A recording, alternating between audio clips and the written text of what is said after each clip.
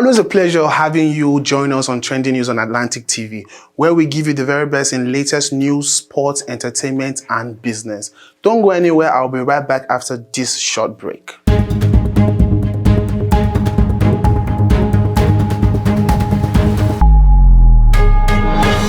Welcome back. On to our first trending news for the day. Okorocha and Saraki joined 2023 presidential race. The immediate past governor of Imo State and senator representing Imo West in the National Assembly, Senator Rochas Okorocha, has declared interest to run for the office of president in 2023 general elections. Okorocha disclosed his intention in a letter he sent to the president of the Senate, Ahmad Lawal, which he later read on the floor of the Senate on Wednesday. Likewise, the former Senate President Bukola Saraki has also indicated interest to contest for the 2023 presidential election.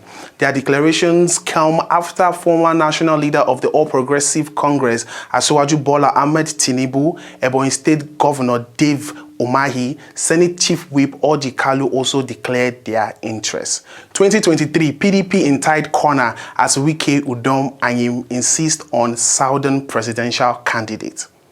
Unlike in 2019 when the People's Democratic Party, the PDP, ceded its presidential ticket to the north, there is no consensus yet as to which of the zones will produce the flag bearer for the party come 2023 presidential elections.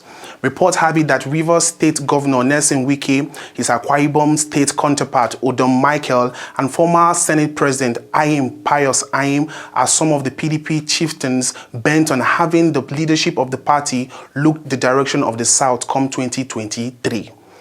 Buhari received Olu of Warri pledges fairness to Shekiri people.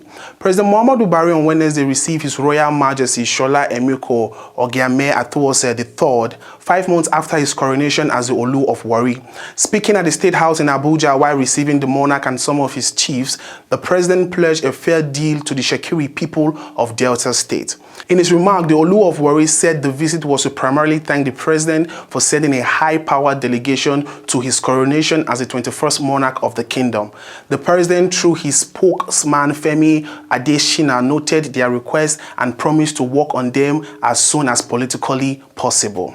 FG revenue shortfall puts at 1.9 trillion naira in 11 months.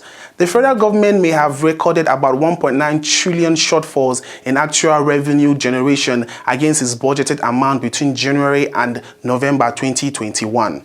Afrinvest Research, a Lagos-based investment house, said its findings showed that actual aggregate put federal government revenue for the 11 months at about 5.5 trillion naira, 26% short of the prorated 7.4 trillion naira.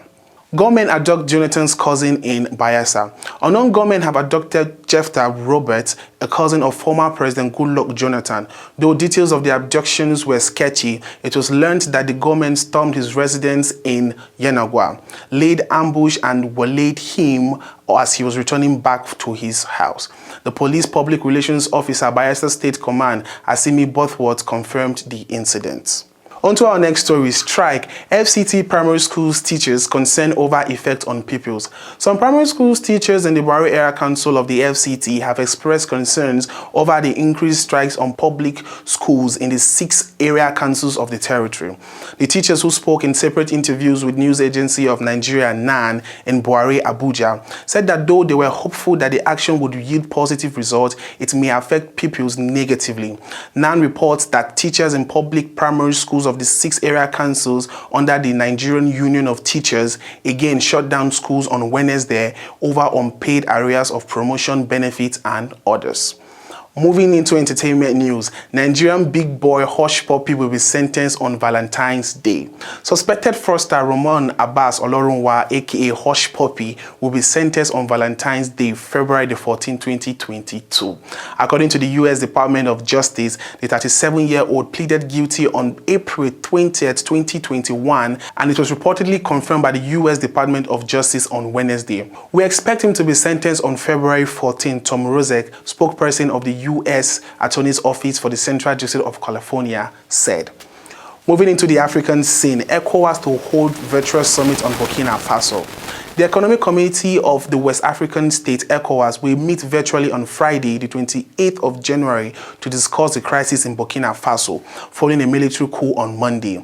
The country's capital saw massive celebration by citizens who support the military a day after Soja ousted President Kabore. On to business news. NNPC has requested 3 trillion as fuel subsidy for 2022. Finance Minister. The Nigerian National Petroleum Commission has requested the sum of 3 trillion as fuel subsidy for 2022.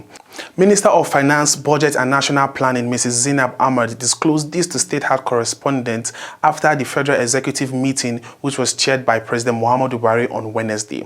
According to the minister, by implication, the federal government will have to make an incremental provision of 2.557 trillion naira in order to meet subsidy requirements, which currently average at about 270 billion per month. Still on business news, oil price tops $90 per barrel for the first time since 2014. Brent oil on Wednesday surpassed $90 per barrel to strike the highest level for more than 7 years, rattled by geopolitical tensions in Ukraine and supply concern in the Middle East. European benchmark Brent North Sea crude rallied as high as $90.42 in the afternoon London trade, attaining a level last seen in October 2014. The contract later stood at $90.23, up to 2.3% on Tuesday. AFCON 2021 updates, quarter-final matches confirmed. The quarter-final fixtures for the 2021 African Cup of Nations have been confirmed. This follows the completion of the first knockout round on Wednesday. Egypt sent Ivory Coast packing after a 5-4 win in a penalty shootout that ended goalless in regular time. Equatorial Guinea also eliminated Mali in the second game of the day via spot kick. Host nation Cameroon will take on Gambia for a place in the semi-finals, while Burkina Faso will play Tunisia. Egypt will clash with Morocco in an all-North African encounter, and Equatorial Guinea will face Senegal. These matches will take place on the 29th of January and 30th of January respectively.